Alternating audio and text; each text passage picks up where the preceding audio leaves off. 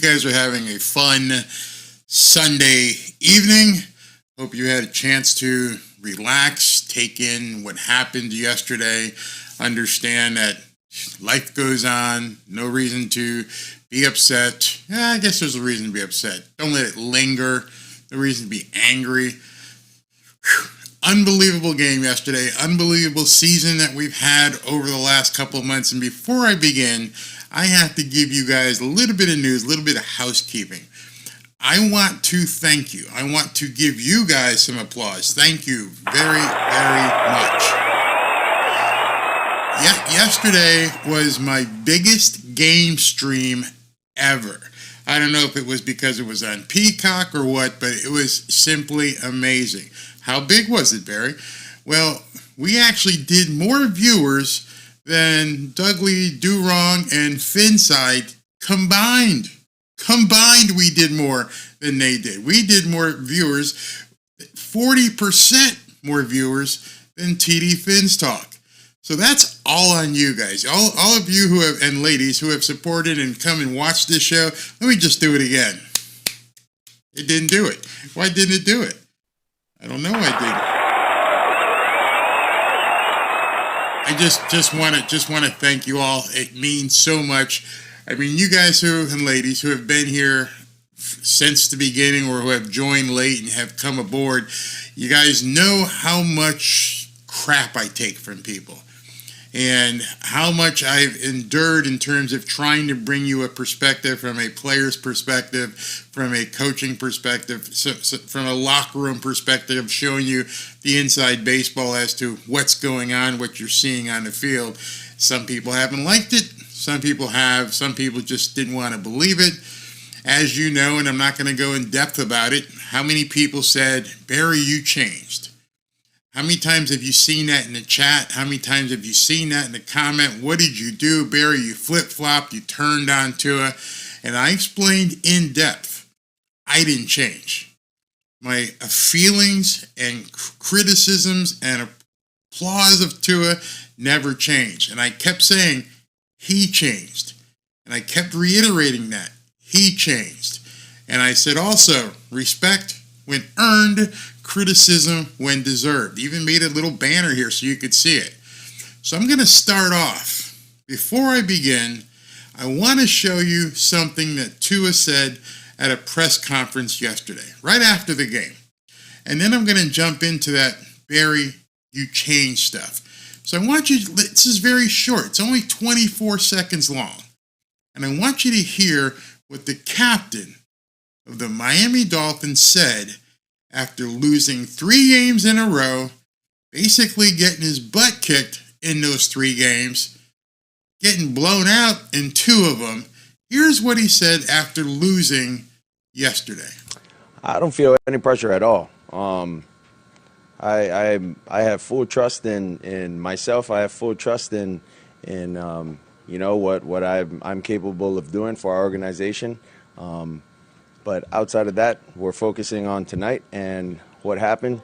We're going to simmer on this and see what we can do to get better from it going into next year. His words, not mine. So the question I want to ask you right off the bat, and we'll take some comments, is that the same guy you saw last year? Did I change?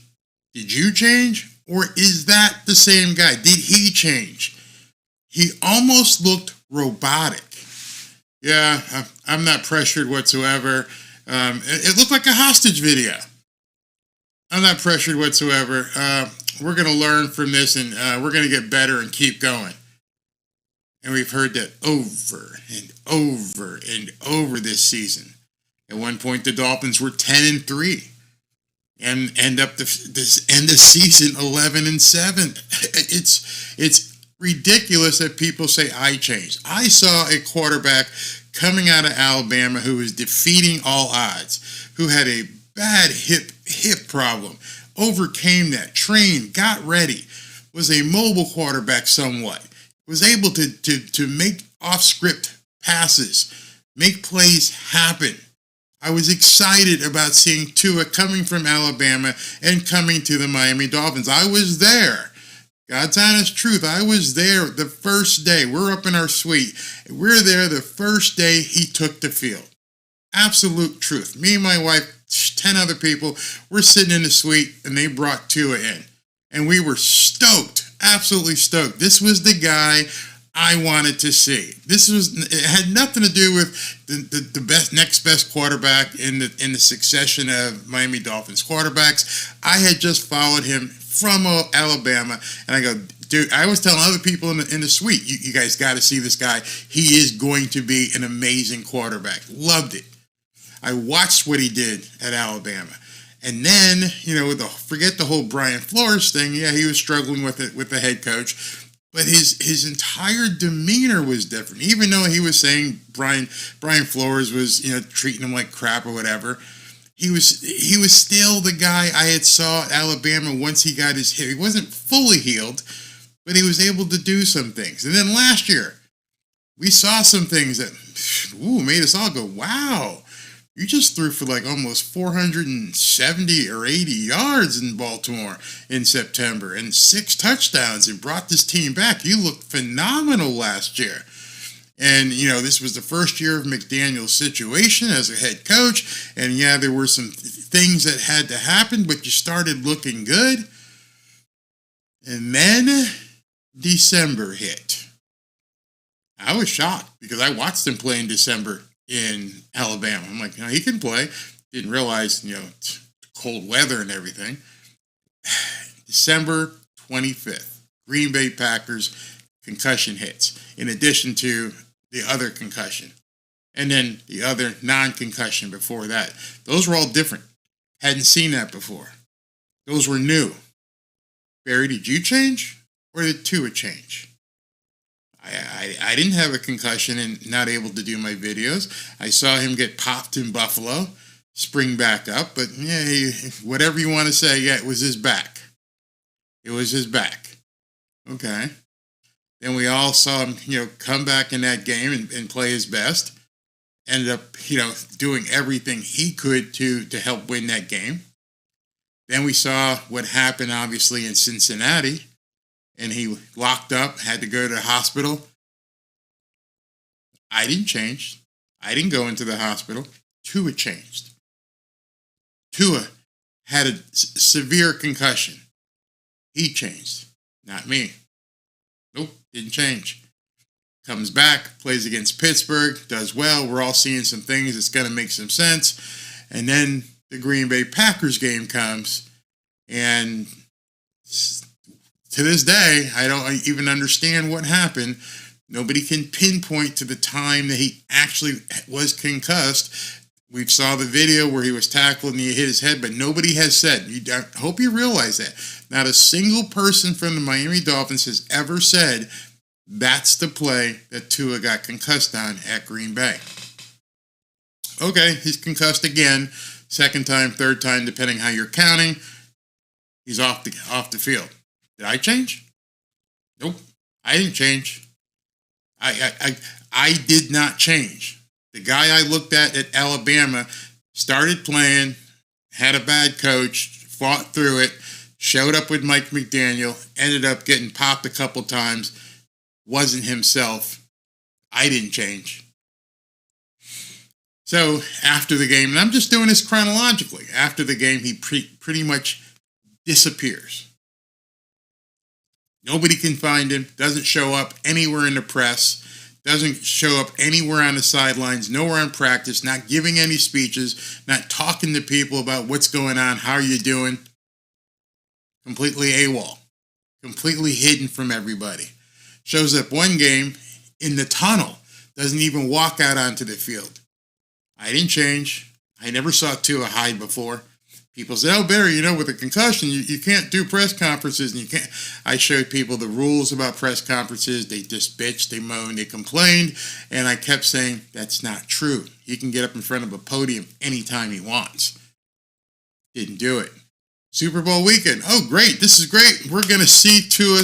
He's going to show up and talk to Florio and Chris Sims. He's going to put everything to bed. I'm ready to go next year, guys. You're going to see me. I'm training. I'm doing this jiu-jitsu stuff. I'm going to be fine. All right, let's all tune in and watch this Florio Sims interview. Doesn't show up. I ain't going. I didn't change. That's not the guy I knew. That's not the Tua I had seen coming from Alabama who would shy away from a fight. I ain't going. Whether it was his agent or whoever, somebody told him not to go. He didn't show up. Just blew it off 2 minutes beforehand. I told everybody that day in a video, you don't do that to the media. You don't make a commitment and then don't stand behind it. The Tua I knew wouldn't break a commitment. Didn't know him personally. But as a stand-up guy, as a Christian man, you don't make commitments and just blow them off. That's not the type of guy I ever thought Tua would be. I didn't change. He changed. He decided with whatever counsel he had, he just wasn't going to go. And then he showed up at a couple other places, Dan Le Batard, and he talks about Subway, and then he walked out on that interview. Very weird. And then all through this year, ups and downs, doing well at the beginning of the year, talking salty Tua, talking crap, getting kind of snippy with people. Hey, you see this? That was money, man. That's not the Tua I knew. The Tua I knew didn't do that kind of stuff. You guys remember that, right? You see that pass? That's money. You heard him say it. I'm sure you heard him say it. Then I saw Tua show up at a podium and say, I take receipts. I got receipts. That's not the Tua I knew. That is not the Tua Tagovailoa that I had known since Alabama days. Just wasn't him. Goes through the entire season. We see what's going on. Things just didn't start making sense to me. I understand that Mike McDaniel changed the offense so that he can get rid of the ball in 2.25 seconds. But I saw some lapses in decision making. I saw some lapses in being able to basically even do a simple audible. And then I see them celebrating because Tua made one audible. I did it. I made an audible. He actually did that on video. That's not the Tua I used to see. And then, of course, fast forward to the last 3 or 4 weeks of the season. And any of you think what you saw over the last couple weeks, last month or so, is the Tua you knew a year ago. All the way back to my first video was May 2022. Did you see the same Tua? Did you see Tua who was the guy, confident Samoan sniper that we all thought he was? Like I said, I don't feel any pressure at all. I have full trust in myself. I have full trust in what I'm capable of doing for our organization. But outside of that, we're focusing on tonight and what happened. We're going to simmer on this and see what we can do to get better from it. Going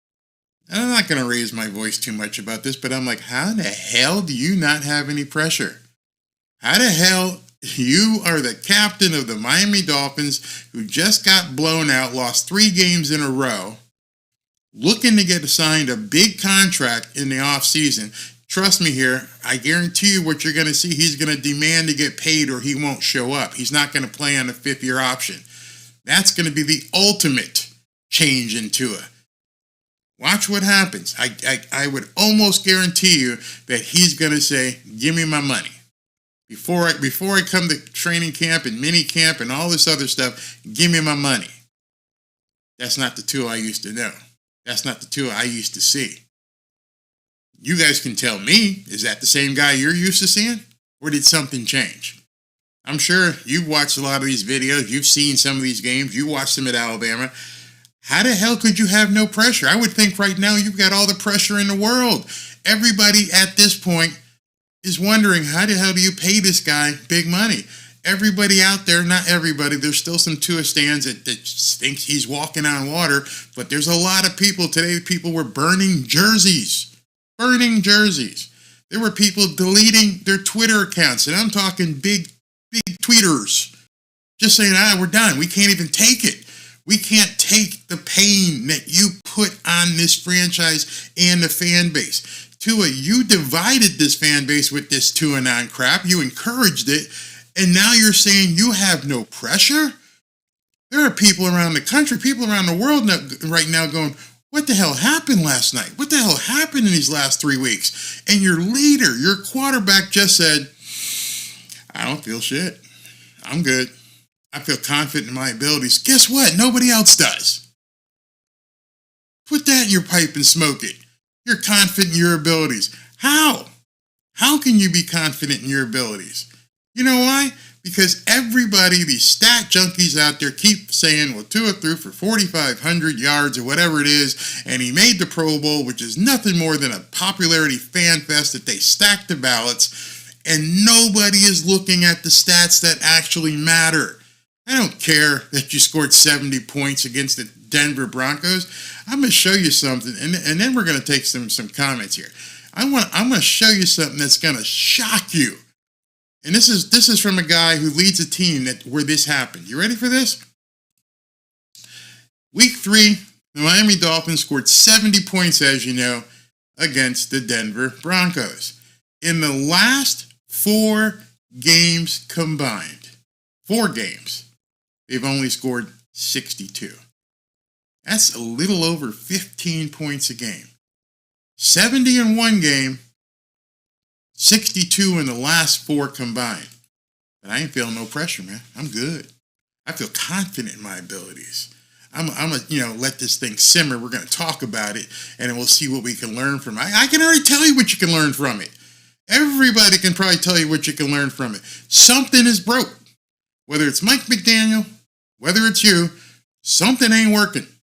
It's no longer working. I've been saying it for a couple months now and go, hey guys, you guys seeing this shit? No, Barry, everything's fine. The left arm of God is cooking. Let him cook. And I'm like, but he's cooking against the Washington Commanders. Aren't you? Oh, Barry, you're just a hater. But that was the New York Giants. Oh, you're just a hater. And I foretold it. I'm like, guys, this ain't going to work. And then we started seeing NFL players. NFL players come out and go, we know what they're doing. Oh, Barry, they don't know what they're doing. Huh? I showed you a video of Chris Long. Hey, explosive? They're not explosive. People are freaked. What do you mean they're not? They're not explosive. Darius Slay, Philadelphia Eagles. Hey, we know what's going on with the Miami Dolphins. It's no big deal. What? Patrick Queen, Baltimore Ravens. He tells Rich Eisen, yeah, we know what they're doing. How can so many people see what's wrong except the guy who says he's got no pressure? Why? Maybe because he doesn't look at film. Maybe because when he goes off in the sidelines, he has to get warm. And he sits all over by himself. And he doesn't even look at the tablet. Those of you guys who followed him back in Alabama when Nick Saban was the coach, do you remember him looking at the tablet in between series and looking at plays? I do. I didn't change. He changed. He was a student of the game. And now it's just like, whatever happened. Let me stare into the camera and let me say, I don't feel no pressure. I'm confident in my abilities. Nobody else is, bro. Nobody else is. Kurt Warner, Hall of Famer, Super Bowl winner, puts out a couple of videos and people lose their mind. Because last year, Kurt Warner was applauding Tua like I was. Did Kurt Warner change? No, he's still in NFL studios. He's got his gold jacket. He's still an NFL Hall of Famer. What the hell is he going to change? He didn't change. He saw something too and pointed it out. And people lost their minds. My point here is, at some point, people have to realize we didn't change. We didn't flip-flop. We didn't turn into a hater. We noticed the problem and talked about it. That's all we did. And so tonight, after I take a few comments from you guys, we're going to go into some of these videos. Some of them may sound dry to you because when you start looking at film and breaking it down, it can be kind of tedious. So I hope I don't lose you. I'm going to try and stop and show you exactly what's different now than where he was before. And the diagnosis is either the offense is screwed or Mike McDaniel is pampering and making Tua a bubble boy. Those are your only two options. I don't think his skills have diminished. I don't know if it's something mentally in terms of his ability to process now, if he's scared, if he's got some sort of form of PTSD from the concussions, or all the above. But something is drastically different. So, with that, before I get into some film and numbers, let's take some comments. Aaron Jones says the injuries. Hey, Jermaine. Jermaine says that Tua needs to hit the gym and lose some weight. What are we doing here? Is Tua still in the MVP conversation? Oh, Micah says once you get paid millions of dollars, football just becomes a silly little game to you. Yeah, wow. Big O mocked Brian Flores for wanting Jordan Love. Now who is the big joke? Yeah, Jordan Love is now you know why they said Aaron Rodgers could go away. Tom Stockel says King Cunningham, the truth will prevail. Strength over finesse every time, even on web streams. Thank you very much again for everyone who's viewed in. He spoke like someone who knows he has the contract in the bag. No motivation, no leadership, no mobility, no responsibility. Fantastic comment. Because I know I would feel all kinds of pressure. I know those of you who own a business and those of you who go to work tomorrow have pressure to perform. You just can't show up at the office, whether it's your own or somebody else's, and like, I don't really got to do much right now. I don't feel any pressure to perform. Everything's fine. I'm confident in what I can do. I'm gonna figure out and just watch something, let it simmer a little bit, and I'll decide what I can do to get better. Nope. Tua turned the ball over. Tua cares more about golf than football. For a lot less money too. Yeah, we all go to work for a lot less money than what Tua's pulling down. 72 undefeated said Stroud. Where'd that go? Did it not? Oh, Stroud, Love, and Lamar. We could have had at least two of these guys. Nobody wanted to listen. I said it last January, and people were getting pissed at me. I'm like, hey, man, do we want to talk to Brady? Oh, I'm sorry, I brought that up. Hey, do we want to talk to this person? Do we want to talk to that person? Because, we don't know what we got here. Oh, Barry, you're just being a hater. Guess what? It's going to happen again. All that chatter, once all these people are free agents and there's things to see who's out there, don't tell me you're going into next season with Tua, Mike White, and Skyler. Just don't even mention it. You better bring somebody who's got some prowess. And you had a chance to sign, and I don't know if he's got any gas left in his tank. Even at the end, you had a chance to sign somebody like a Carson Wentz. Is he any good? I have no idea. But you didn't even want to try and have somebody compete with Tua. Why? The fragility? I don't understand why you wouldn't even want somebody to compete. That's absolutely crazy. 20 years of Greer, that fool is still in there. Yeah. You get Fitzpatrick back out of retirement. I don't think he wants any part of this either. Bring in Bill. I mentioned last year, Baker. I mentioned Baker Mayfield. Bring him in. He was a free agent. Okay. So I wasn't going to bring this up because it's so hella embarrassing. But Fanatics Fins fan says, Barry, did you see the video of Tua asking for Pat's jersey and he told him no? If you haven't seen that yet, I wasn't going to bring it up because I don't want to embarrass Tua. His play is embarrassing enough. But after the game, after getting stomped by the Chiefs, he asked Patrick Mahomes, the guy who just beat him, "Can I have your jersey, bro? I want to take your jersey home. Pat's like, hey man, sorry, I already promised it to somebody else. I'll mail you one now. I'll send you one in the mail.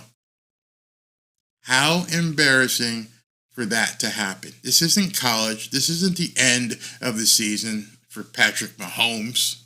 And you're asking for his jersey. You don't know if that jersey has some sort of, karma for him, or where I mean, I know guys who wore basically the same T-shirt under their jersey for 6 months. Trust me, some of these guys do some wacky shit. Maybe that jersey he still wants to hang on to, because a lot of guys don't. You saw what happened with his helmet. He wasn't happy that his helmet broke. And so the littlest thing with some of these guys, their idiosyncrasies, I don't know. But he said, "No, man, you can't have my jersey. This isn't my end of the season. It's your end of the season. Sorry. Catch your flight. Have a safe trip home. We're still going. Why would I give you my jersey?" Just saying. You're just absolutely right. Yeah, Jermaine, where's Jermaine's comment here? It's so funny. Yeah, that was really, really embarrassing. Master Work just recently posted a hilarious 11-minute meme. Was it about the jersey swap? That would be funny. Why would Tua want Mahomes' jersey after getting spanked by them? Mindset, bro. Mindset. Don't even know. Where's the video? I'll get it, and maybe I'll do another video about it, because it's so crazy. It's absolutely so crazy. Aaron Jones, yeah, that can happen when the offense keeps going. It's 3 and out. So let me go ahead and talk to you guys about something. And it was funny. I mentioned Kurt Warner. But before I get to Kurt Warner, I told you about different pro players and how pro players are like, hey, man, this team is soft. But before I talk to some of the pro players, well, one of them is actually a former Miami Dolphin. And this is what's his name here? Rob Conrad. You guys know who Rob Conrad is? Rob Conrad is he used to be a fullback with the Miami Dolphins, like from 1999 to 2005. Big guy, 6'2", 6'3", 245-pound fullback. He says, having been a member and around the Miami Dolphins for the last 25 years. Now, that's really important. I'm going to bring that back up in a second. Having been a member and around the Miami Dolphins the last 25 years, competing in the AFC East, we have issues being a smaller speed-based team, playing important late-season games against physical opponents in inclement weather. They need to get better, quote, home field through playoffs, or bigger. Physics seem to matter in inclement weather. Duh. To have an opportunity to get to the show, we need to do these things. Hopefully 2024 will be the year. Why is that important? Why does it matter what Rob Conrad said? Well, Rob Conrad said he's been around the team for 25 years. We already know that the 72 Dolphins always get together with the champagne toast whenever the last undefeated team goes down. The point being is these guys are all talking to each other. The point being that they see it. The point being that they're like, we soft, man. We small and soft. We are the fake Gucci team. A guy like Rob Conrad, who was 6'3", 250, bruising fullback, played for 5 years. He can see it. We're soft. How soft? Well, let's see how soft we are. Check this out. I don't know if you guys saw this. This is a play. What's the guy's name here? I'm not sure what the guy's name is, but this is Tyreek, and this is what Kansas City planned on doing to Tyreek. Not sure if you guys have seen this yet. And what their plan was is like, hey, we got a much bigger defensive back. This guy's, 6'2", 215. Tyreek's 5'9", 180 on a good day. What we're going to do, instead of let Tyreek do all that zippity-doo-dah shit that we talked about all season long, we're going to get up in his face and whoop his ass. And let him see what he's going to be facing all day long. This video is absolutely phenomenal. I'm just going to let it play. Hope you guys can see it. Comes off the line, bam. Just dropped him on the ground. You see that? Watch it. Bam. Completely legal play. Completely legal play. Just puts him right down on the ground.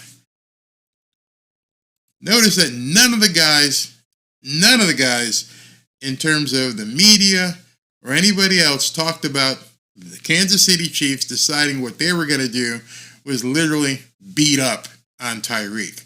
Dangerous, very dangerous. As you saw, you missed him once and he took off and he scored a touchdown. One touchdown, one pass play, 60-something yards, 53 of them came on one catch. That was it. That was it. The pain was delivered. The message was delivered. We're going to be in your face all day. You may beat us once or so, but we're going to deliver pain all game long. All we want to do with the Miami Dolphins is let them know that today is going to be a bad day, bro. It's your unlucky day, bro. And with doing that, they're able to just say, hey, listen, we're just going to put your ass on the ground. We're just going to put your ass on the ground. As somebody used to say in here, we're going to put you-know-what in our watch pocket. We're going to just abuse you. So what does that do? Besides the fact of just making it miserable for Tyreek. That first read is gone. Now what you going to do, Tua? Ooh, wait a minute. Where is he? Oh, he's on the ground getting his ass whooped. Now this is the other side of the coin. Mike McDaniel, that should have happened once. At that point, if you saw guys coming up into Tyreek's face, you should have motioned them away or done something, because you can't have that happen all game long to your top receiver into his first read. They came into the game knowing what we're going to do is punch you in the face, not literally, figuratively. And they did it. They punched you in the face. But Barry, that's just like one guy. No, then I saw this tweet, and this tweet really got me. This tweet is from Willie Snead, a wide receiver for the San Francisco 49ers. As you can see, the Dolphins will be good. No, they're not good now, he's saying. The Dolphins will be good when Tua stops acting soft AF. And I think you know what that means. As you know what. F. The Dolphins will be good when Tua stops acting soft as F. The word's out. The word's out that this team is too finesse and they can't take the physicality of other teams. Many people bitched at me. Barry, how can you say that? Well, I heard this NFL player say it, and I heard this NFL player say it, and I heard, well, they don't know what they're doing. They're clowns. They're morons. They're all morons. Guess what? He's still playing. San Francisco 49ers still there. He calling you soft. He decided he even going to post on it. I feel that confident about how I feel. I'm going to tell it you. The Dolphins will be good when Tua stop acting soft as F. I don't feel any pressure. I'm confident in my abilities too, and nobody else is. That's a problem you're having. They think you're soft. Think about this for a second. There were a couple times, I'm sure you saw, it was 3rd and 1, 4th and 1. What play does the Philadelphia Eagles run when it's 3rd and 1 and 4th and 1? What play is it that Buffalo runs when it's 3rd and 1 and 4th and 1? What play is Kansas City doing when they need a yard? They're doing a wildcat. Our quarterback can't stick his head in any harm's way. Why? Why can't Tua do a quarterback sneak?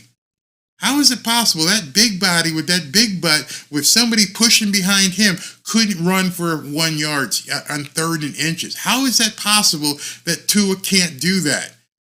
A healthy quarterback who is not physically in danger would obviously be able to do that.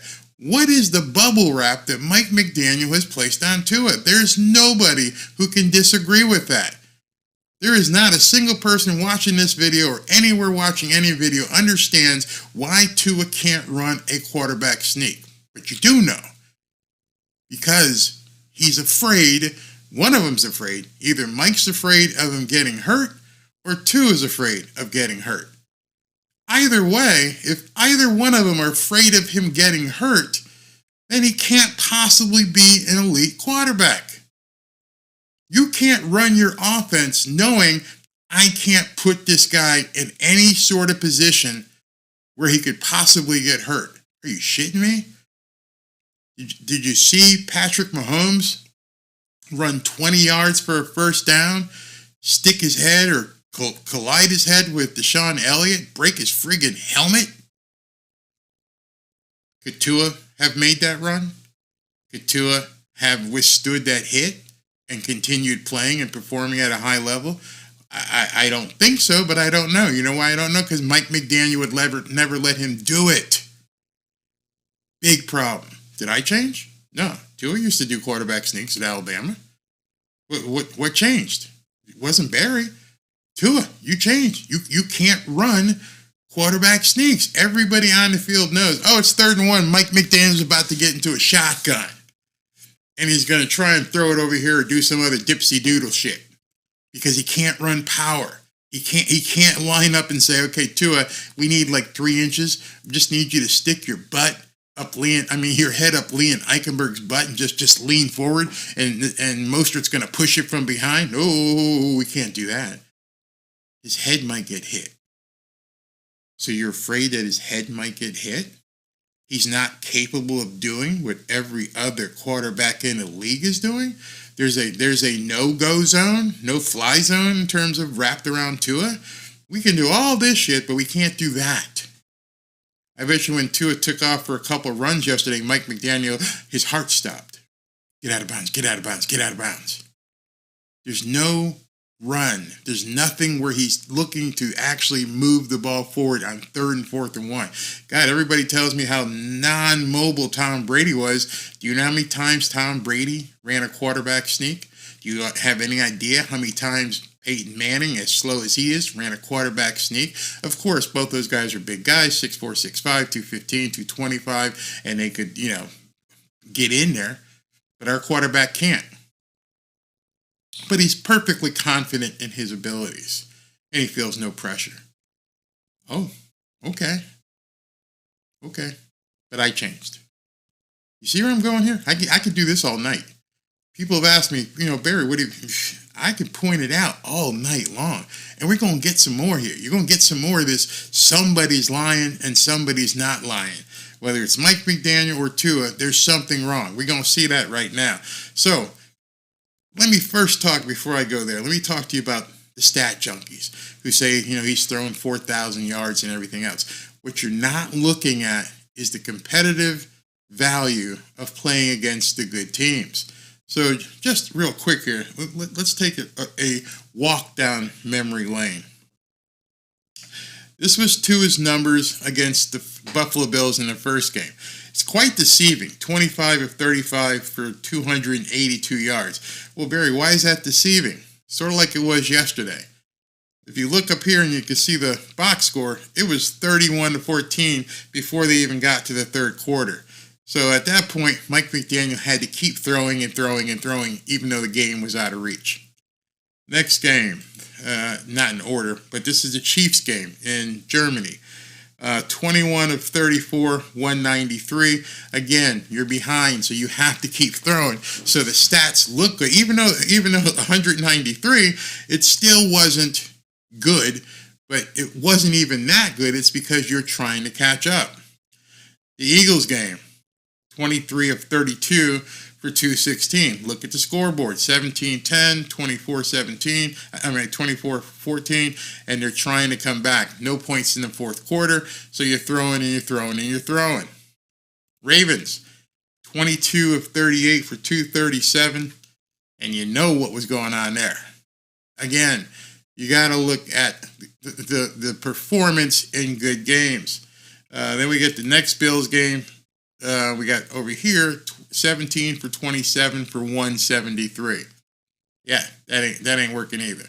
And then of course yesterday. And so some people have said he didn't have a bad game. It was 20 of 39 for 199. Did you see how many passes they were throwing in garbage time? Did you notice that? Obviously, Mike McDaniel thought he could probably catch up for a while, but even then, when it got down to a point where you were never going to win, you left Tua in and kept throwing the damn ball. What was that for? So that that number wouldn't look as bad as it is right now? I'm telling you, I don't know if Mike McDaniel was trying to pad Tua's stats earlier or Tyreek's stats earlier in the season, but stats became something that a lot of people talked about, and they looked away from the competitive value of the games that he had to play. So let me go ahead and take some comments, because I'm going to get into a couple of things here, some videos I want to show you that are completely eye-opening. Really, really eye-opening. All right. He might get a concussion from the Dodge. Wait, where is that? That was so good. Where? Oh my God.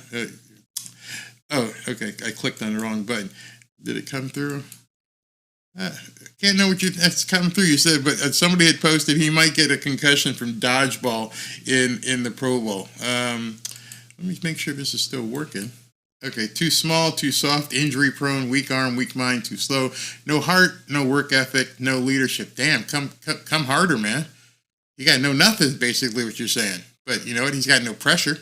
You didn't put that in. There's no pressure. 4,000. Yeah, there's your stat.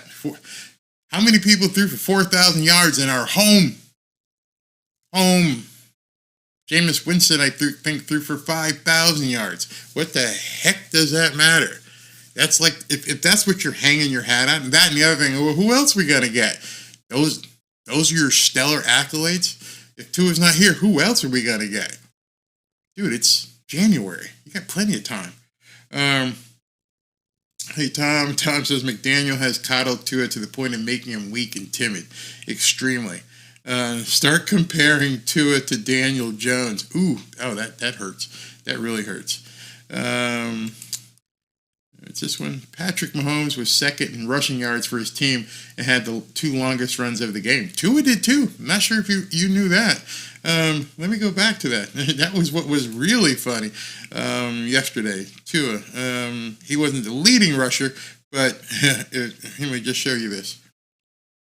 He was 3 for 25, so he averaged 8 yards a carry, and he had the longest run of 14 yards. So he had the longest run of the team. By the way, Mike, thanks for committing to the run.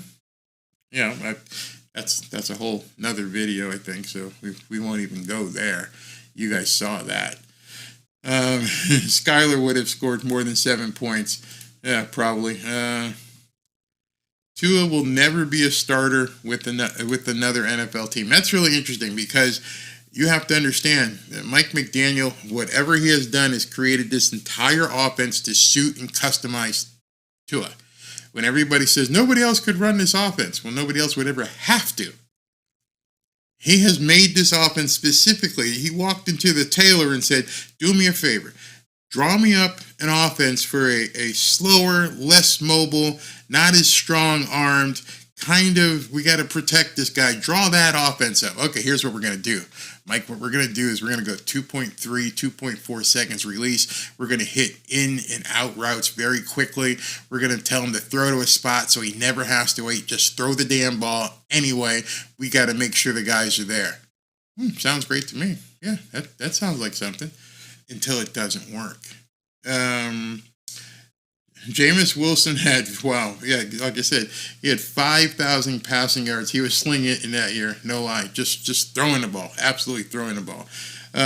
More like Ryan Leaf. Ooh, there's a blast from the past, absolutely. Wait a minute. Ain't no way. What did Kennedy say here? Ain't no way, if it's that true, he would be throwing to more than Tyreek and Jalen Waddle. Yeah, exactly. No out routes to a weak arm. All right, so I'm going to show you something. I don't know. Yeah, wait a minute. If you haven't seen this is pretty eye-opening. I found a play, as I normally do when I'm looking through films. And this film is a... see if I can pause it when it happens so you can see it yourself. All right, so this is a play where Tua is rolling out and he's going to throw it. Now, understand, this play is like 2nd and 8. As you can see, they're already down 19-7. Watch what happens here. Tua throws it well short of the first down. guy might be open. You're saying, Barry, what's the problem? Why are you worried about him making that throw? Because obviously it's a first read or second read based upon getting out of the pocket. Why do you say that? Wait till you see what's behind him. That's Jalen Waddle baking a cake and having a barbecue out there all by himself. Tua never even looked at him. Didn't even, I mean, you froze it. Look at that. Not even anyone in the vicinity. You can see it again. He comes out the rollout, has vision. There's nobody chasing him. And he just throws it to the tight end. And there's Waddle just sitting there. This happened all game long. Why did he not throw that ball to Jalen Waddle? Why did he go underneath to Durham Smythe when Jalen Waddle is standing? There's not even a red jersey. There's just nobody around him. He's completely uncovered. Tua never even looked at him. That's not the Tua I knew at Alabama. I didn't change. He changed. I mean, you guys can just see it. There's nobody there. Just see it again. He throws right there. Boom. Nobody around him. Why did he do that? I can't tell you. That's the kind of thing that I keep seeing that a lot of fans don't look at because they don't get to see all this stuff.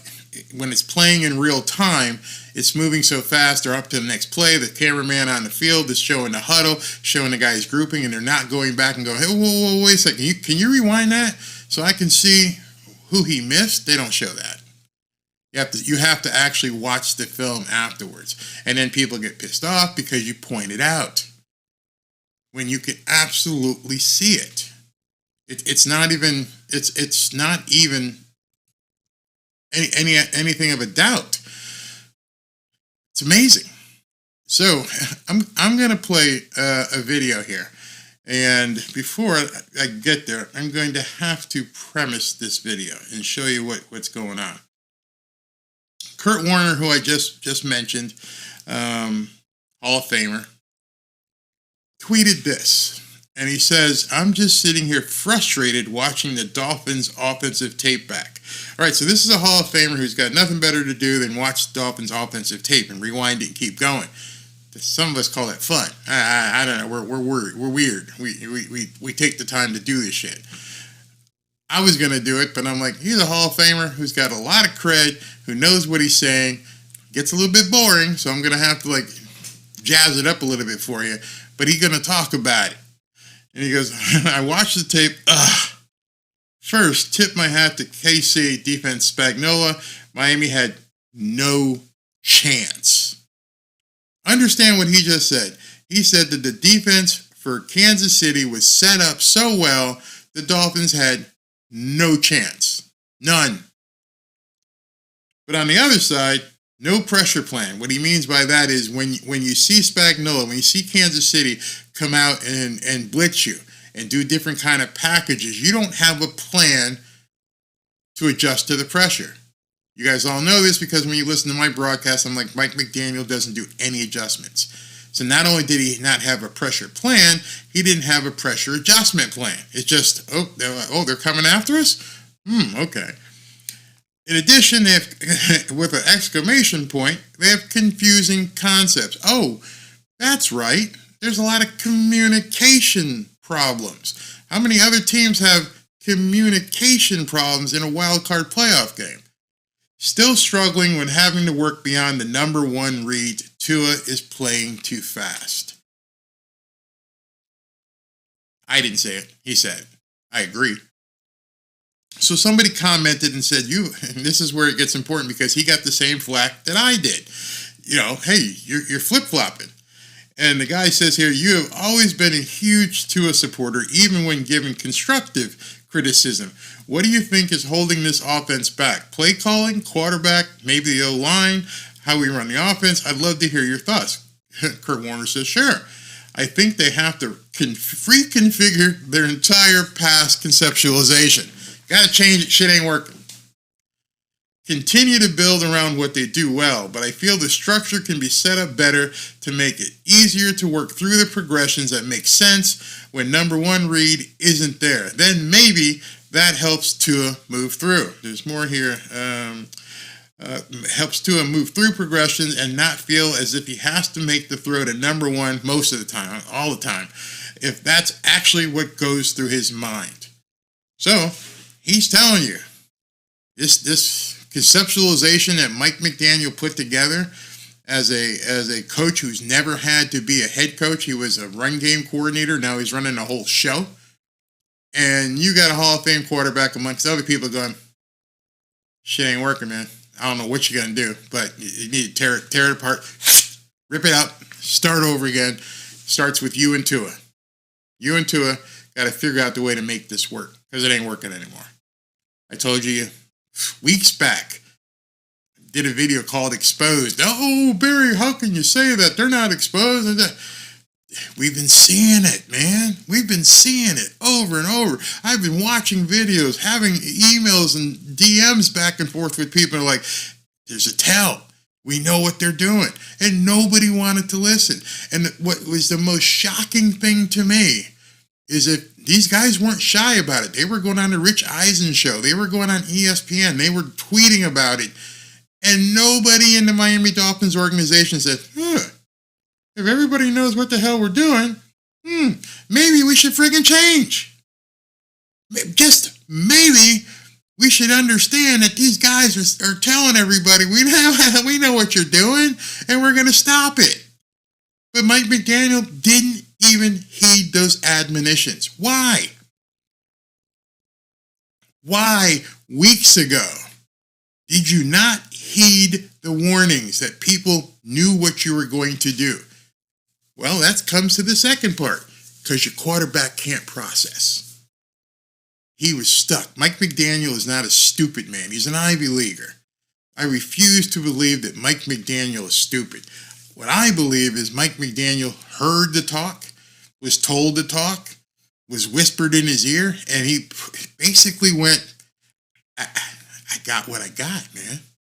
I can't change much because this kid can't process it. So let me just keep doing what we're doing because he isn't capable of processing it. To think the alternative is to think that Mike McDaniel is completely ignorant. Does anybody believe that Mike McDaniel is just completely ignorant? That's why I think you're going to see next season, you watch what happens. Because now his job could be on the line next year. He's not going to go through next year saying, I'm hitching my wife and my children's future to Tua Tagovailoa. Tua, you need to step up. You do have pressure. What do you mean no pressure? Oh, you got pressure, boy. We're coming for you because we're going to change stuff, and I'm not holding your hand anymore. So the alternative for you is to think that Mike McDaniel is stupid and a horrible coach. And then if you think that, then you have to say that Stephen Ross is stupid and didn't know what he was buying. None of it makes sense. You can't take it to that length. You can't take it to successful people hiring a coach who had no friggin' clue what he was doing and then couldn't change the entire year. When I'm sure people were in his ear going, dude, this ain't going to work. But hey, man, I don't want to change. I want to experience the definition of insanity. I want to keep running the same plays over and over, expecting different results. No, I can't buy that. I believe that he was hiding Tua and understood that's all he had, and he had to work with it. Now let me give you some substantiation to that.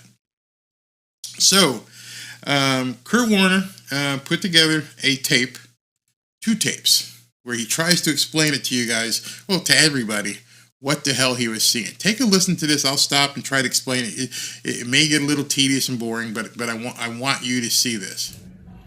All right, let's take a look at a couple plays from Miami, and I'll give you an idea of what I was tweeting about last night and some of the things that makes it hard.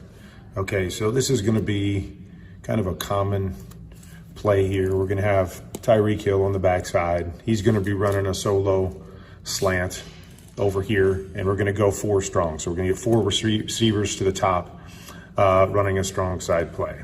Okay, so common play, slant back here, trying to get the one-on-one. Don't get it, you're going to work to the front side. Okay, but these are the little things, the little details. Okay, so we come back to the front side, and we've got a hook sitting kind of right there in between the hash and the numbers. Okay, no problem. We've got a swing going out here. But if that's the case, then I'd like this receiver to kind of stay in this area.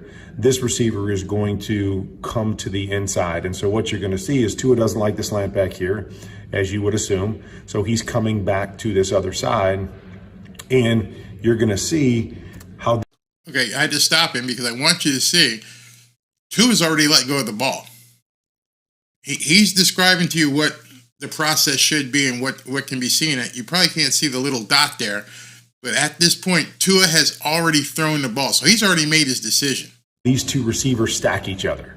Okay, so they're stacked on top of each other when Tua wants to get there and throw it. So what does it do? It forces Tua, along with a little bit of pressure, to throw it high. You got to get it up and over this guy to try to throw it to this guy. And this is the one that leads to an interception. And so it's just little details of, if we're going to bring this guy in here, why are we stopping this guy? Just keep going, okay? So we'll look at the slant. We don't have it. Then we can work back the other direction. Or vice versa. If we're going to let this guy sit in here, which a lot of teams will do, they'll keep 4 guys to the strong side, no problem. Then push this guy up and keep him out here where we stay away from this defender right here. And instead of making it really hard on our quarterback. Now, and in addition, he's talking about the routes being run. Look at the guy in the flat who's up by the 30-yard line marker, just sitting there. Now, he probably doesn't have the arm to get it there without those guys stepping in and intercepting it for a pick 6. That's probably why he didn't throw it there. But if he had thrown it earlier, he may have been able to get that into him. Now maybe we're saying, we got to wait till he gets all the way over here. But that's the kind of stuff that's really tough for a quarterback.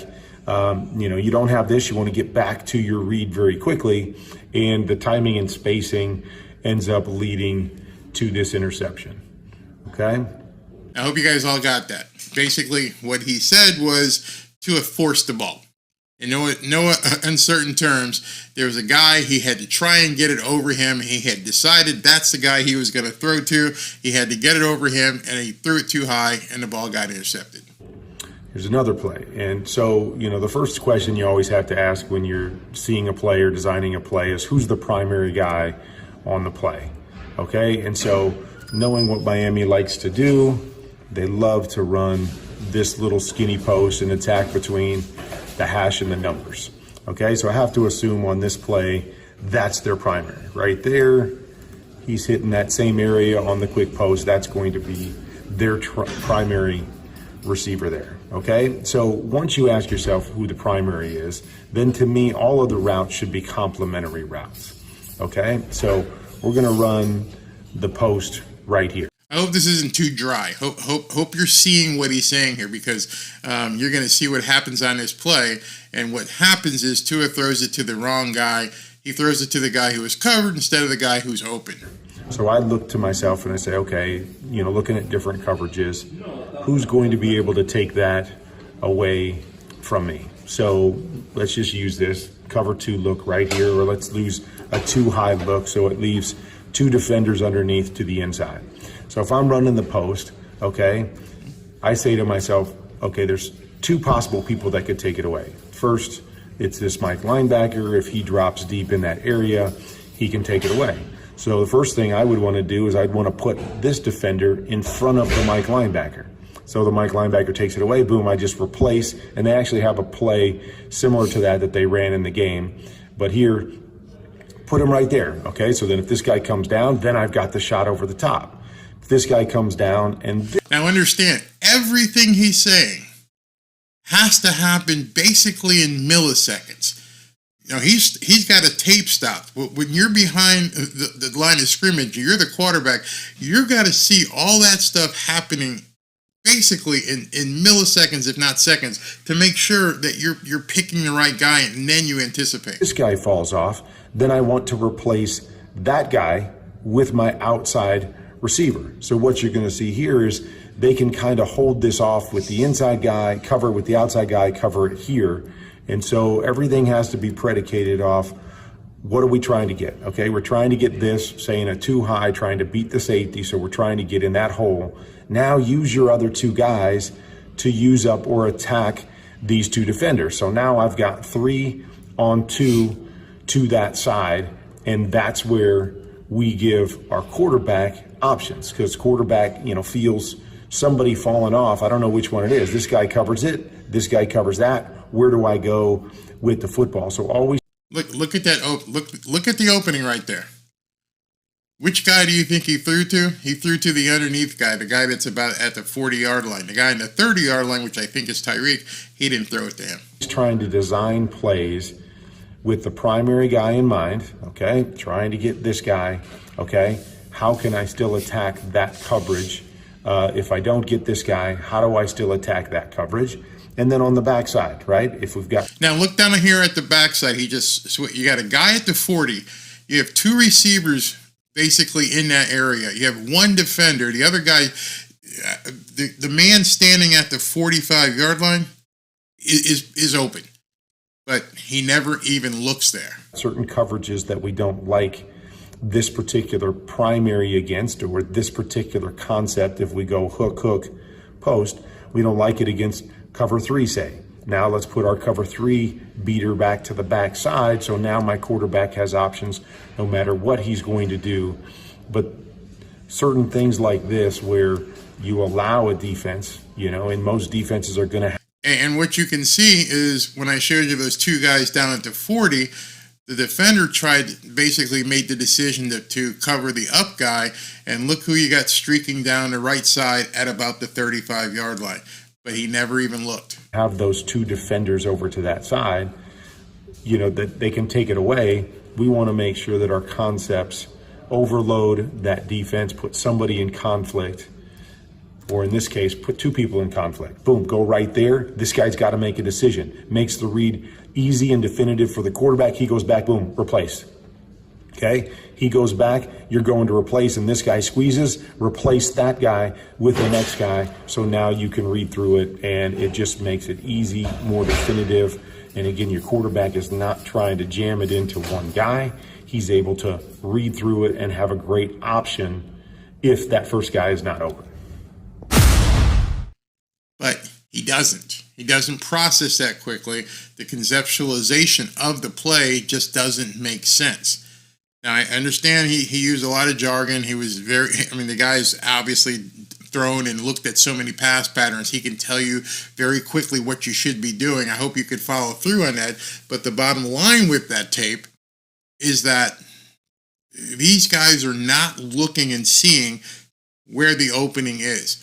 Tua is picking somebody basically pre-snap and saying, I'm throwing it to that guy. And I hope that guy's open because that's who I'm throwing it to. I didn't change. Tua didn't used to do that. Now he's doing that. Now he's throwing to a predetermined spot every single time and picking it. I think you guys saw one of the long passes to Tyreek that was in the end zone. He was double covered. There was no way that Tyreek was going to catch that pass. It was lucky it wasn't intercepted. Why did you throw it to him? Because I had made up my mind coming out of the huddle. That's where I was going. People see that. They understand what's going on. Now, pretty funny here. Let me get to this tape here. All right, so a lot of you probably saw I had a little dust up with Teron Armstead. And I noticed that Kurt Warner covered this play from a pass perspective, and I looked at it from the offensive line perspective, and a lot of guys got pissed off at me. A lot of guys said, Teron, he was supposed to block that guy. But what they didn't talk about was the shift that should have happened and the ability for Tua to basically call an audible when he sees this guy being outmanned. So I want you to look at this play. Okay, hold on. I'm going to give you the full screen look here. All right. So this is Tua going back to pass. And right there you see that Teron Armstead is on an island. He is the left tackle right there. So you guys can see it. there's number 56, and 23 decides they're going to run a hot blitz as well. But when they come, they're focused both on Teron Armstead. So obviously you can't block two people. You can only block one. Offensive linemen are normally supposed to slide inwards. The idea behind it is to make sure you take the person who's got the most direct route to the quarterback, the shortest distance between those two lines, except when the other guy has the shortest distance. So you can see here, boom, right off the snap, I would think the closest guy at this point to Tua is 56. 23 is coming, but if you look inside, he's got two guys he's got to cover here. He's got to decide which one has the most likely direct path to Tua. You've put your offensive tackle in a dilemma here where now he's got to decide, oh, I'm going to pick the little guy to block. Sorry, Tua. This guy number 56 is bearing down at you, and I'm sorry. I took the guy inside. I took the guy who was furthest away from the quarterback. Furthest away. Everyone's like saying to me on Twitter, Barry, you're supposed to take the guy on the inside with the shortest path. You can look at it and tell me who's got the shortest path to the quarterback. The shortest path to the quarterback's the guy who's not going to get blocked. That's who's got the shortest path. And number 23 is a good 2 yards or more behind number 56. Teron looks at the guy, he's looking right at 56, and then he decides to step inside. Look at that. But Barry, you don't know what you're talking about. Well, I know that my quarterback is a fragile guy, and I shouldn't let him just take a shot, but there you go. Meanwhile, sorry, Tua, here's close up. You see that? I zoomed in on it because I wanted you to see it. Teron actually looks at him. Oh, I'm going to take 56 here. That's the guy who's going closest and has the most direct route to hit Tua. But you know what? I'm going to step inside. You got it, buddy. You're okay. Tua, hope you get rid of the ball because 56 coming after your ass. But Barry, you're picking on the wrong guy. You're picking on Teron Armstead. You shouldn't be doing that. Look at that. He's looking right at 56. He knows that's the guy he should pick. The other guy is way back here. 23 is way back here. He looks at him and says, nope, this guy is probably the biggest hazard to Tua. Number 23, I'm going to let that other guy in scot-free. And, of course, what he does is just take Tua down. Look at him. He switches and takes the other guy. People were telling me didn't know what I was talking about. I thought So that's what the problem was. So let's look at. Let me take a couple comments in case you guys are in the weeds from that. 6 guys rushed, 5 guys blocking. See, you're right, Jermaine. So at that point, your quarterback can see, hey, they got one more extra guy over here. There's an extra guy coming at, Teron's over there by himself. I don't have a tight end. I don't have a running back. There's 2-on-1. What do we do? Well, Barry, most quarterbacks would walk up and go, Omaha. Somebody want to check this dude over here? Somebody want to get over here and make sure 56 or 23 ain't up in my grill? When do you guys want to? Nope, I'm going to run the play that Mike McDaniel told me to run, even if I see 2 guys over here. I didn't change in my theme here tonight. 2 would change. You're telling me that you never called audibles at Alabama? Bullshit. Why are you not calling audibles with the Miami Dolphins, or especially this year? Why is that not happening? Even when it's based upon your own protection and safety. Or burn the timeout. Hey, there's 2 guys here. I got 1 blocker. There's no way Teron's going to cover both these guys. What the hell am I supposed to do? Well, you better get rid of the damn ball. If you know that coming up to the line of scrimmage and you know you're not going to do an audible, then your only other objective is, I better get rid of this ball real quick or I'm going to take a sack. You're looking right there. You're looking over to your left and like, ooh, there's 2 guys over there. I only got 5.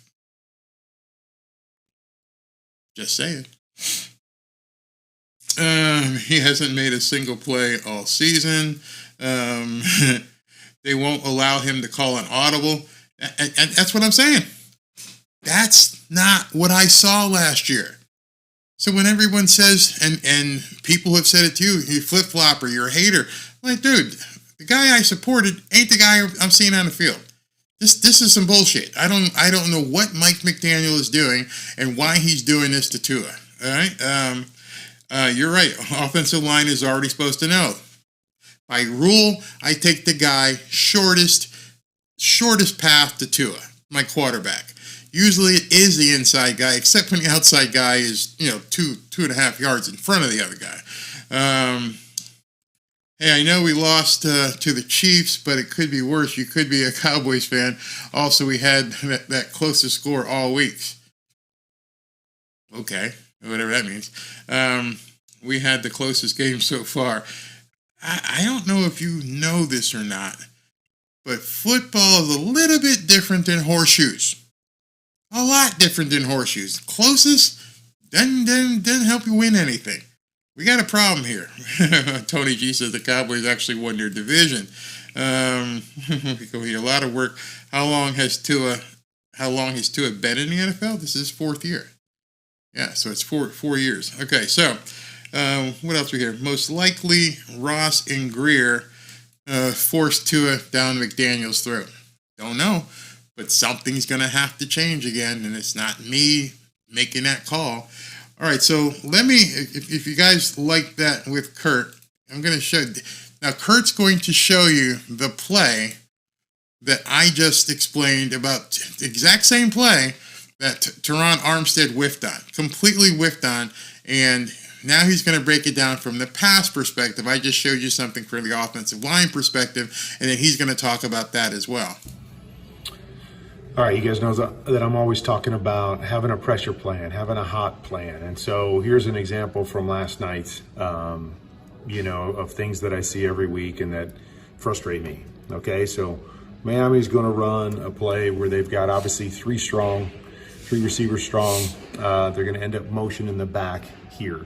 And they're going to run an empty set, which means a 5-man protection. Okay, so when I have 5-man protection, I always like to slide away from my 3 receivers. Why is that? Because 3 receivers, it's easier for me to build a concept where I have more quick throws or options, or I put more pressure on the defense with 3 receivers to cover all 3 receivers when I'm hot, meaning if they want to bring pressure and there's a free hitter to the right side, it's tougher for them to be able to manage 3 receivers than it is 2 receivers. So I don't know if it was Butch Berry or it was Mike McDaniel or Tua or whoever's calling the plays at the line of scrimmage, Liam Eichenberg, who didn't say, hey, slide to the left. We're outnumbered to the left, slide to the left. Shady, I saw your comment. I'm sorry. I'll lighten up. All right, so let him continue. That's the first thing, is I always want my hot to that side if I can. Now, a lot of so when he means by hot, the guy that's coming in and the guy he's going to throw to. Teams will do it the other way and say, well, if the quarterback's primary read or if we've got a quick read down here, we're going to slide the offensive line to those guys, and we'll leave our hot guy to the left side. Okay, that's what Miami's going to do right here. So if you're going to do that, then you need to make sure that both of these guys, definitely one of the guys, but to me, I like it both of the guys. So again, we put pressure on the defense to have to cover 2 hots, not 1. So you're using that leverage against them. If you're making my line unbalanced because you're bringing extra guys, I'm going to put extra receivers out there because you're vacating your space. So let me just run this here real quick. Okay, so we motion the back out. We see the man coverage right here. And they're going to bring the pressure. So offensive line's going to slide this way, and this guy becomes the hot guy. Okay, and so when I say have a hot plan, it's where do I throw it if I'm Tua? Where is my quick throw? Where can I get the ball out of my hands? Because So right there, and before he gets there, you can see where there's 2 quick throws he can make. There's a guy down here at about the 35-yard line. You can throw it real quick. And then there's a guy, I think it's Tyreek, in the center of the field on the hash mark of the 40-yard line. I hope you can see that. So there's 2 guys Obviously, because they're rushing and they're blitzing, so there's going to be people open. So Tua should know in a premeditated way, I'm going to have 2 outs. I'm going to have somebody over here, and then you can see, Tyreek's just standing there in the middle of the field. Got a free hitter. I've got a hot coming to this side. Where is my throw? And Tua at the same time as a quarterback, you got to know, do I have a quick throw over there? Now, there should be a quick throw if we're going to slide the other direction, and maybe the quick throw is this back running a 5-yard under off of motion. But as you see, there's no chance. There's no chance right there for us to complete that. We're hot, and the guy's in our face, and we've got no chance. Okay, so let's just flip it, and let me show you what I'm talking about. And so let's say we change this, and we're going to slide our offensive line to this guy. So 4 down, 1, 2, 3, 4, and this guy 5. We're going to slide back this way. It's still pressure here. So they go with a blitz 0, and they're going to bring pressure off the strong side. Okay, they bring pressure off the strong side, and you notice, right, we've already got some quick throws. I mean, the throws are right there. Every one of you can see if Tua didn't buckle real quick, there were throws available he could make right then and there. Built in, at least one quick throw. Now we're trying to get to 2 with this guy going that direction. I'd love him to be a little quicker there, seeing the pressure. But regardless, we've got a built-in hot right here. Okay, that's Tyreek. So you're telling me if right there before Tua gets beated down on by this linebacker coming in, he didn't know to even look to Tyreek cutting across the inside of the field with that kind of spacing? Why didn't he? Where was this premeditated throw going to go to? Because he doesn't even look to the right side of the field. Got something built in right now. And so that's what I'm talking about when I'm talking about. And if it was built in, and Mike McDaniel conceptualized the play for Tua to go ahead and hit this guy if you end up getting a blitz coming off the side, why didn't Tua do it? Why didn't Tua say, oh, there's 2 guys here, I need to be looking hot as soon as I get the ball. Not be looking to the guy I was going to throw to. There's 2-on-1 on Armstead, and Tyreek's going to be coming in on the other side. So just snap it and hit him right there. Having a hot plan. It's protection. Why are we sliding it to the right? And if we are, where does my quarterback go? Do you give him a quick enough? Did you hear what he said? Why are we sliding protection to the right? Tua's left-handed. So his blind side is actually the other side, which means you should have slid the offensive line down with this guy coming in his face. But they didn't do it. I don't know why. Throw to get it out, okay?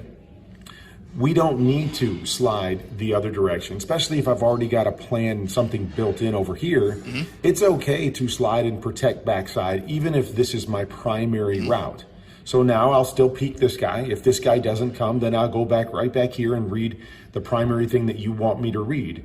But if that guy comes, boom, I replace him with a hot. So I have a plan. I have a plan for protection, okay, where I'm going to go and why, because my best hot option is up here. So now I'm going to slide it this way and make my hot up there. If I've got 2 good hot options down here, then pick your poison and go ahead. But all I'm saying is that it's tougher to cover 3 guys.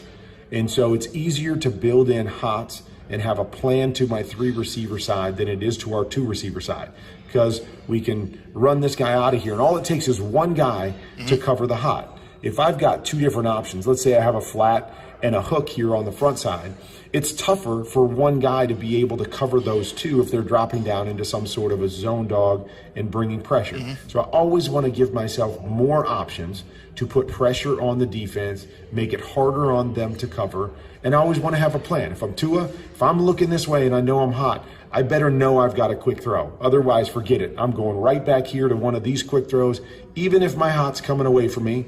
And that's why I don't like to do it, because I like to see pressure and throw and attack pressure.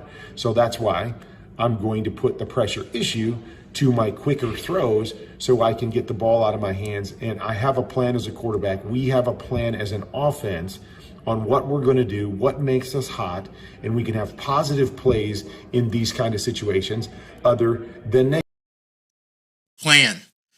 But that plan has to be processed right away. Negative plays, okay? Look at that. Wide open at the 40-yard line. Nobody near him. And Tyreek would have caught that. And then the next part, pressure plan. Okay, the hot doesn't show up over here. Pressure plan has to be throw it away. Save the sack, throw it away. That's part of the pressure plan. Hey, I know my hot's right here. Oh, it's taking too long, throw it at his feet. Protect the ball, protect field position, get the ball out of your hands. This is all part of having a pressure plan as a quarterback and as an offense. All right, so why hasn't it happened? Why did it not happen? Why is it that none of this stuff, this processing, is actually happening? Well, that's on Tua. If Mike's calling these plays and they're not conceptualized correctly, that's on Mike McDaniel. So there's a problem between these two guys. At this point, you have to probably believe at this point that it's Tua. That Tua cannot process all these different hot routes and who's coming in and what the blocking techniques are, and he can't process it fast enough. And so Mike McDaniel has told him, hit your first read. Just go ahead and hit your first read. If it's not there, you're probably going to end up going down because you're not going to run. You're not quick enough to get away from most of these guys. And so that right there is in those two videos the problem with the Miami Dolphins. They know the weaknesses. The opponents know the weaknesses. They are able to stop what the Miami Dolphins are going to do, and we saw it week after week after week. To the point now where I don't think this offense can be run next year.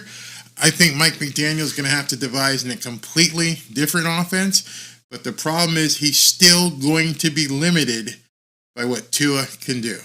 A lot of people don't want to hear it. A lot of people don't even want to believe it, but that is the truth.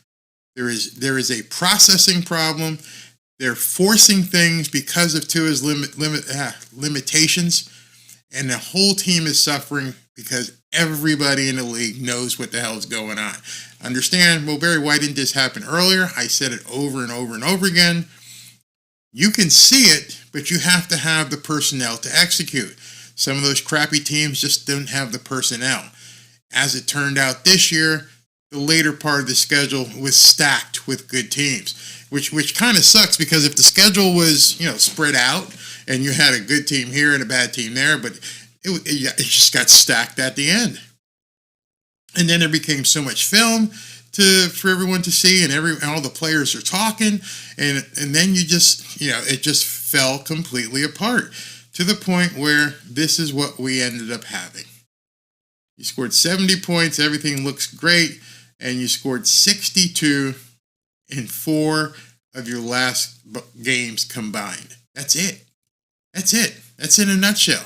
They figured it out what you guys were doing, and you couldn't adjust to stop the slide. You just couldn't. There was nothing you could do at that point from basically the Cowboys game on. And remember, they basically almost, if it weren't for a fumble at the 1-yard line, it could have been all those games were lost. But they didn't, and they never adjusted. Mike McDaniel never adjusted. So like I said, there's no way I can say Mike's stupid and that he's not capable of making any adjustments. So it has to be on the shoulders of Tua. It has to be the fact that I bet you guys like Vic Fangio and some of these other coaches are like, oh my God, man, what are we going to do? This guy can't process. He cannot process quick enough. And you let the team just disintegrate over the last month because you didn't want to let people know this ain't going to work. At that point, Mike McDaniel was stuck. And I hope you're understanding that. He had to have known what was happening. People were talking across the industry on talk shows. Everybody was saying, hey, we know what this team's going to do. We understand what they're doing, all the zip-de-doo-dah motion shit. We don't even pay attention to it anymore. Everybody was saying it who actually could see and read film, and he didn't make any adjustments. And we just watched him go down the tubes. Down the friggin' tubes. How do you score 70 points in week 3 and only get 15 points a game in the last 4 weeks? That's your tell. That's your tell that people had tells. You should have no doubt right now that these other teams, forget the injuries, forget all that stuff. These are still professional football players. Injuries were mostly on defense. That's not the offense. Yeah, the offensive line had some different, like 12 different formations or basically personnel routing in and out. Tyreek got hurt. Jalen Waddle got hurt. But there's no excuse going from 70 to 15. How did that change? Not me, not you, Tua. So that's what. Let's see here. Miami should have paid Watson. Ooh, no. Florence wasn't right, but he wasn't that wrong. He saw the processing. You know what's funny? I think a lot of people missed with Flores and what they're thinking. Yeah, he was probably a bad guy, but Flores is a defensive guy. And so Flores probably could see the processing problems because he's a defensive coach and said, I can see that he's not processing quick enough because I can in practice, I know what I can do to confuse him. Since I'm a defensive guy, Fangio probably said, okay, lay off. Don't do this to Tua. Let's put in Cam Smith out there. We'll put Cam Smith on Tyreek, who we never can get him on the field. And it must be something where they try to pump up Tua's confidence because, as he said, I don't have any pressure whatsoever. No pressure. Miami needed to look at Green Bay's blueprint. Every quarterback they've had in my lifetime has won a Super Bowl, and Love is loading up and seems to be trending that way as well. We need a quarterback with arm talent. Good point. Good. Steady. Is there anyone else out there? We don't know right now. Okay, that's where the problem is. A lot of free agents last year. Don't know who's going to be made available this year. Don't know if Baker Mayfield. Don't know who's going to be available. At this point, I think somebody said the Dolphins are going to be picking in the 24th or 25th position. Don't know what quarterbacks are out there. Who needs a quarterback? Who's going to drop down? We do know one quarterback that probably is going to be out there, and that's probably going to be Justin Fields because they don't want him anymore for whatever reason. So Justin Fields could indeed be on the market. Will they take a shot at him? Nope. They're not going to bring in, at least they haven't shown that they want to, bring in competition for Tua. So they'll bring in some second or third string type quarterback to run scout team and just be there just in case. But if they give Tua big money, they're not going to be able to afford bringing in somebody else. The quarterback from Michigan, J.J. McCarthy. Why are we supposed to ignore the obvious ass whoopings and embarrassments and pretend there's hope for the future because Tua made the Pro Bowl? He'd rather throw a pick than get a lick. Yeah, that's the whole Svengali thing out there. And what I mean by that is there's a machine. There is a propaganda machine throughout Twitter and the local media to tell you one thing and stop you from looking at something else. It's been exposed as well. Right now, you need to know there's a reason why so many guys trash me, why they trash TD Finns, why so many other ones will just say anything to keep the glorification of the Miami Dolphins going. Because it takes so much pressure to deal with the BS because you number one, if you see it, you got to stand behind it. Number two, these guys get paid. They get paid to glorify the Miami Dolphins. They have press credentials. They have press credentials that they can't possibly lose. If some of these guys lost their press credentials, they're out of business. That's why some of them are trying to do podcasts and do videos and stuff because their entire livelihood is based upon that press credential of them being in the in crowd, in the press conference room. That's why they don't ask any of the hard questions. I've told you I've had some mock questions. Excuse me, Mike, why did you run this play? And why is Tehran having to pick between one or two? Why didn't you slide the line left? Why didn't you have a hot route for two? No, you'll never hear those questions. Never going to hear them. They won't ask. Why? Because that press card is too important. Barry, I believe Tua can't see the field. If you look at his helmet, it's tough to see the field considering the cam is in at least 2 inches above his helmet. Well, he actually said I can't see it sometimes. So you don't even have to surmise. He actually said, I can't see over some of these big guys. Well, then you need to create lanes so you can see. But then he's throwing in the dark. Good night, Mark. Hope you guys did well. That's why they don't ask the hard questions in politics. You're absolutely right. So anyway, I love that one quote trade for Russell Wilson. I forgot he's going to be out. At least he goes through his progressions and he can read, and he'll be with the hot guy facts. Yeah. All right, guys. I will never dine at the White House, Waffle House. That's funny, Tom. That's really funny. Guys, do me a favor, hit the like button. Come on, show some love and click that like button.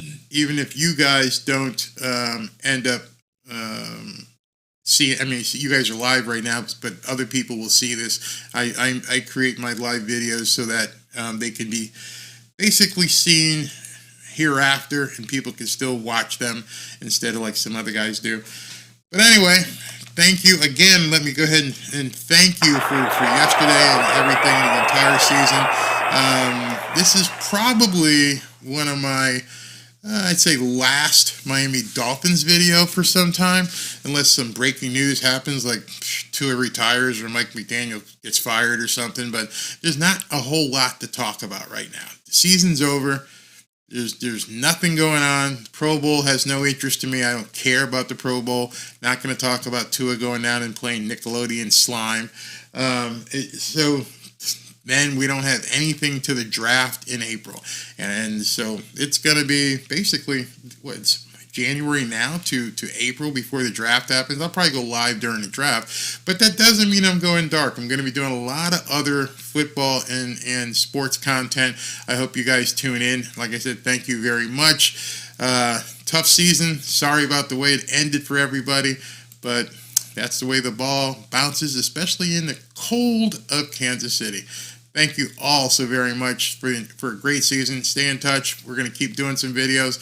I'll keep doing some live stuff, mainly news. I'll probably do some news stuff maybe once or twice a week, but you're going to see some documentary-style videos coming, and I've got a really good video that I'm basically scripting and planning right now about the curse of the Tequesta Indians and how that some people believe that the Hard Rock is actually cursed. I'm not one for those kind of conspiracy theories, but they haven't won a playoff game in a long time, so we shall see.